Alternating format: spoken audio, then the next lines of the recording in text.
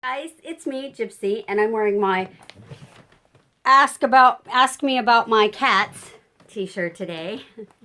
And this is the first in a new series that I'm starting called Random Rumi. I have this fabulous book. It's called The Essential Rumi. It's translated by Coleman with John Moyne. And I absolutely love Rumi. Rumi was a philosophical poet, wrote lovely prose, very uplifting and thought-provoking poetry. And someone a while back had asked me about doing poetry because I do have my happenstance story time for kids, which adults seem to like as well, in which I read stories to children. And someone said, hey, have you ever thought about doing poetry? And well, no, I hadn't thought about doing poetry. So I did think about it. And when I thought about, well, what would I like to start with? First poet that came to mind was Rumi. I absolutely love Rumi. And there are so many poems in this book and different lengths of poems that I thought, well, this would be a good book to start with. So welcome to my new series, Random Rumi. And if you're new to my channel, Smallwood Homestead, welcome. I'm glad you stopped by. I hope that you'll check out my other playlists and maybe find something that you like. And for those of you that have been watching me for a while, thank you so much. I really, really, really appreciate you guys stopping by. And welcome back. So let's get started with Random Rumi. The first poem that I'm going to read is called Joy at Sudden Disappointment. Whatever comes from a need, a sore distress, a hurting want.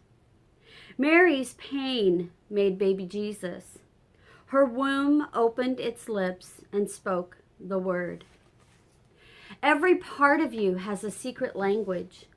Your hands and your feet say what you've done, and every need brings in what's needed. Pain bears its cure like a child. Having nothing produces provisions. Ask a difficult question, and the marvelous answer appears. Build a ship, and there'll be water to float it. The tender-throated infant cries, and milk drips from the mother's breast. Be thirsty for the ultimate water, and then be ready for what will come pouring from the spring. A village woman once was walking by Muhammad. She thought he was just an ordinary illiterate. She did not believe he was a prophet. She was carrying a 2-month-old baby. As she came nearer Muhammad, the baby turned and said, "Peace be with you, messenger of God." The mother cried out, surprised and angry, "What are you saying, and how can you suddenly talk?" The child replied, "God taught me first, and then Gabriel."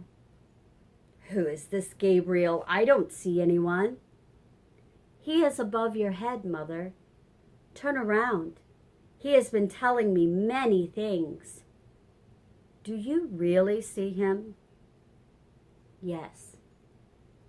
He is continually delivering me from this degraded state into sublimity." Muhammad then asked the child, "What is your name?"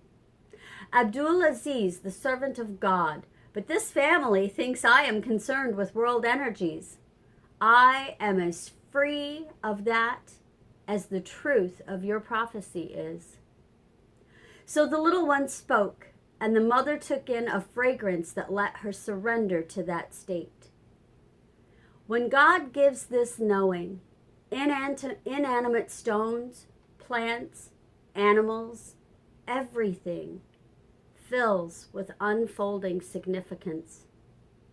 The fish and the birds become protectors. Remember the incident of Muhammad and the eagle? It happened that as he was listening to this inspired baby, he heard a voice calling to him to prayer. He asked for water to perform ablutions. He washed his hands and feet, and just as he reached for his boot, an eagle snatched it away. The boot turned upside down as it lifted, and a poisonous snake dropped out. The eagle circled and brought the boot back, saying, "My helpless reverence for you made this necessary. Anyone who acts this presumptuously for a legalistic reason should be punished."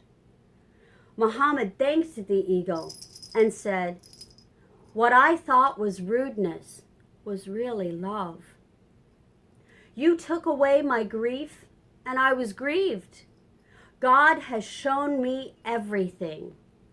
But at that moment, I was preoccupied within myself. The eagle: "But chosen one, any clarity I have comes from you. This spreading radiance of a true human being has great importance. Look carefully around you and recognize the luminosity of souls. Sit beside those who draw you to that. Learn from this eagle story that when misfortune comes, you must quickly praise. Others may be saying, 'Oh no,' but you will be opening out like a rose, losing itself petal by petal." Someone once asked a great sheikh what Sufism was. The feeling of joy when sudden disappointment comes. The eagle carries off Muhammad's boot and saves him from a snake bite. Don't grieve for what doesn't come. Some things that don't happen keep disasters from happening. If the beloved is everywhere, the lover is a veil. But when living itself becomes the friend, lovers disappear.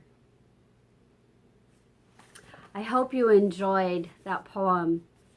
And the name of the poem was Joy at Sudden Disappointment.